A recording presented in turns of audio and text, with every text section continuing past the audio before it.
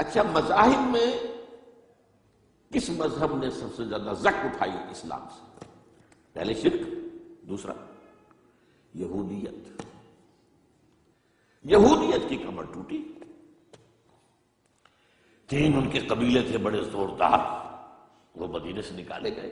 ایک قبیلے کے تو تمام جوان مردوں کو قتل کیا گیا۔ پھر ان کے مضبوط قلعے تھے خیبر کے علاقے کے اندر، فدق اور یہ ان سب میں سے نکالا گیا۔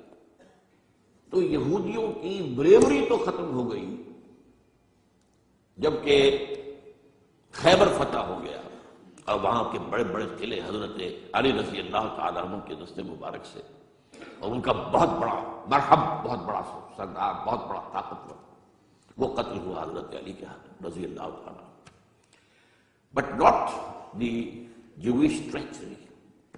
وہ ٹریچری اب شروع ہوتی ہے حضرت عثمان کے زمانے میں۔ عبداللہ ابن سبا ایک یہودی ہے یمن کا، وہ اسلام کا لبادہ اڑ کر اسلام میں آ گیا مدینے میں۔ یہاں اس نے اس معاشرے کا خوب تجزیہ کیا، یہاں کیا کیا چیزیں ہیں، کون کون سی فورسز ایٹ پلے ہیں، میں کس دختیرہ کو چھیڑ سکتا ہوں۔ نے محسوس کیا کہ بنو ہاشم اور بنو امیہ کی بڑی پرانی جو ہے چپقلش اور مسابقت، ایک طرح کا مقابلہ قریش کے ان دو بڑے گھرانوں کے اندر، یہ ان کی ہڈیوں کے اندر ہے، اس کو اٹھایا۔ اب عجیب بات اصل میں یہ ہے کہ خلیفہ اول حضرت ابو بکر نہ بنو ہاشم میں سے تھے نہ بنو امیہ میں سے تھے، بنو تیم میں سے تھے، چھوٹا سا قبیلہ تھا۔ حضرت عمر بھی نہ بنو ہاشم میں سے تھے نہ بنو امیہ میں سے تھے، بنو عدی میں سے تھے۔ اب یہ حضرت عثمان تھے کہ جو بنو امیہ میں سے تھے۔ یہاں سے اس نے اٹھائی بات اور ایسی ایسی باتیں شروع کی جو عوام جو ہیں، جو پورا رسوخ فی العلم حاصل نہیں ہوتا، وہ اس کے اندر بہہ جاتے ہیں۔ دیکھو یہ کیسے ہو سکتا ہے کہ ہمارے نبی جو ہیں وہ تو زمین میں دفن ہیں اور عیسیٰ جو آسمان پر بیٹھے ہیں، اور عیسیٰ تو دوبارہ آئیں گے، اب ہمارے نبی نہیں آئیں گے، آئیں گے وہ بھی آئیں گے، اور ہر نبی کا ایک وسیع ہوتا ہے، محمد کا وسیع علی ہے، اسے ہونا چاہیے خلیفہ، وہ بنو ہاشم میں سے ہے۔ باقی جو بھی خلیفہ بنا ہے قاسم نے، ابو بکر قاسم، عمر قاسم، اور اب جو ہے سب سے بڑا قاسم نہیں غصاب کہتے ہیں اس کو، وہ تو بنو امیہ میں سے عثمان۔ ہاؤ کم، کیسے خلافت اس کی؟ اور اس نے اس تک بات بڑھائی ہے کہ حضرت علی تو خدا ہیں، اوتار ہے خدا کا۔ یہ ساری چیز آج بھی یا علی مدد کا نعرہ جو لگ رہا ہے، یہ وہی سبائیت کے اثرات ہیں۔ یا اللہ مدد کا نعرہ نہیں لگاتے، یا محمد مدد کا نعرہ کوئی نہیں لگاتا، یا علی مدد۔ یہ ساری چیزیں جو ہیں سمجھ رہی تھی حضرت علی رضی اللہ تعالیٰ عنہ کے بارے میں غالب بھی کہتا ہے مشغول حق ہوں بندگی بوتراب میں۔ بوتراب حضرت علی، ان کی بندگی کرتے ہوئے میں اصل میں اللہ کی بندگی، میں ان کی بندگی کرتا ہوں گویا کہ اللہ کی کرتا ہوں۔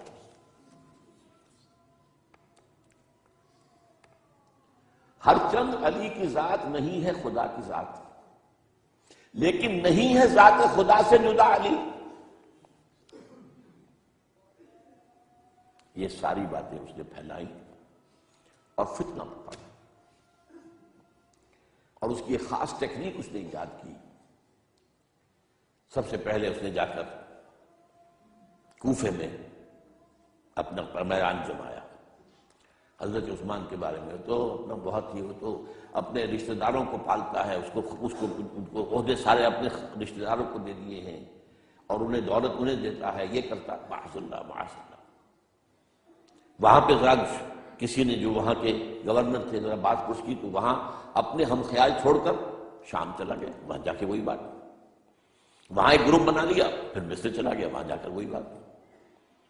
اب ظاہر بات ہے اس زمانے میں نہ کوئی ٹیلی کمیونیکیشن، نہ کوئی ٹیلی فون، نہ کوئی تلکار، کوئی اطلاعات کا وہاں پہنچنا وغیرہ، اس میں یہ ہے کہ وہ فتنہ تو جنگل کی آگ کی طرح بڑھ گیا، اس کا معالجہ کرنے والا جو ہے اس میں حضرت معاویہ نے کہا بھی رضی اللہ تعالیٰ عنہ آپ ہمیں اجازت دیں ہم آ کر کچل دیں ان کو.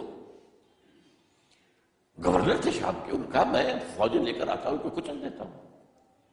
حضرت عثمان 1000 مربع میل کا رقبہ ہے جس کے اوپر کہ ان کی حکومت چل رہی ہے، اور فوجیں ہیں مصر سے اور دمشق سے بار بار اجازت مانگ رہی ہیں.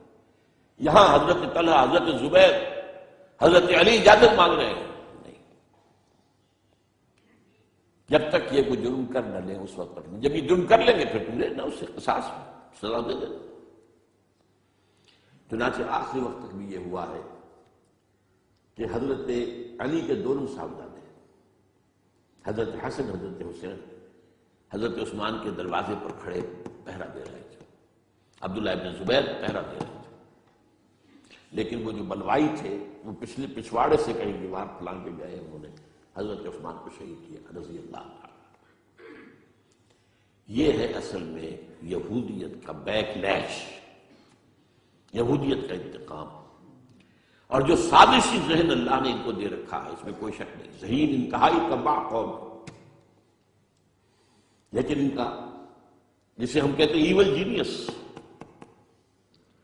تو ان کی ذہانت کا جو ہے میدان سازش، اور اس میں اتنے ماہر ہیں کہ وہ زخم لگایا ہے اسلام کو، جسد ملی کو. ابھی تک اس سے خون نکل رہا. یہ سنیت اور شیعت کی تقسیم کہاں سے شروع ہوئی؟ وہی سبائیت ہے، وہی سے تو ہے. حالانکہ جب حضرت علی کی بیعت ہو گئی ہے تو حضرت علی نے پھر عبداللہ ابن سواد سے کہا توبہ کرو، تم کہتے ہو کہ میں خدا ہوں، توبہ کرو ورنہ میں تمہیں زندہ جلا دوں گا. نہیں، تم ہماری جتنی چاہے اعمال ہو، ہم آپ کہتے تم اللہ ہو. اسے 40 آدمیوں سمیت حضرت علی نے زندہ جلوایا. اور یہ بات اہل تشریع کی کتابوں میں لکھی ہوئی ہے. بدقسمتی سے آج کل اگر کوئی بات کی جاتی ہے عبداللہ ابن سبا کے خلاف تو وہ سمجھتے کہ یہ شیعت کے خلاف بات ہو رہی ہے. حضرت علی نے تو خود ان کی اپنی کتابوں کے مطابق عبداللہ ابن سبا اور اس کے 40 ساتھیوں کو زندہ جلایا. تو خدا ہے، تو ہمیں آزما رہا ہے. وَلَنَبْلُوَنَّكُم بِشَيْءٍ مِّنَ الْخَوْفِ وَالْجُوعِ وَنَقْصٍ مِّنَ الْأَمْوَالِ وَالْأَنفُسِ وَالثَّمَرَاتِ. بس اسی طرح ہماری آزمائش کر رہا ہے. بہرحال یہ ہے پس منظر حضرت عثمان کی شہادت کا رضی اللہ تعالیٰ.